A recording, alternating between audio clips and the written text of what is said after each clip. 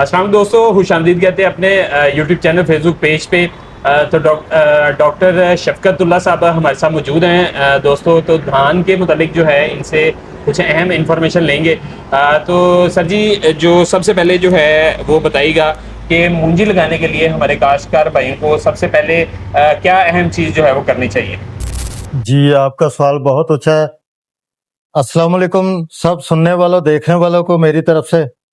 तो माशाल्लाह आज मैं हसन भाई के पास आया हूँ, तो मैं इनके सवालों का जवाब देता हूँ आपको। मूंजी लगाने के लिए सबसे पहले हमें देखना पड़ेगा कि हमारी अगली आने वाली फसल क्या है। यानी हम जो भी फसल मौजूदा लगाते हैं उसमें सबसे पहले हमारा जाविया ये होता है कि हमारी आने वाली फसल है जो वो कौन सी लगेगी। जिस तरह जो आलू वाले दोस्त हैं वो 90 दिन की मूंजी लगाएंगे, जिसे हम हाइब्रिड मूंजी कहते हैं, 1509 किसान बासमती कहते हैं, या 1847 कहते हैं, या 1985 कहते हैं। ये वो वैरायटियां या 3136 नई वैरायटी आ रही है। इस तरह और भी एक दो वैरायटियां जो 90 दिन की है। तो ऐसे दोस्त जिन लोगों ने आलू लगाने हैं या जिन लोगों ने बरसीम टाइम से काश्त करना है या जवी काश्त करनी है, उन लोगों की चॉइस ये वाली वैरायटियां होती हैं।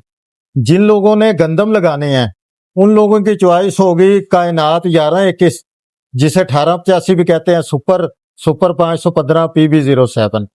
तो इसलिए जो हमारे काश्तकार हैं वो अपने हिसाब से देखेंगे कि वो अगर गंदम लगाना चाहते हैं तो PB07 या 1885 या 1718 या कायनात या सुपर 515 लगाएंगे।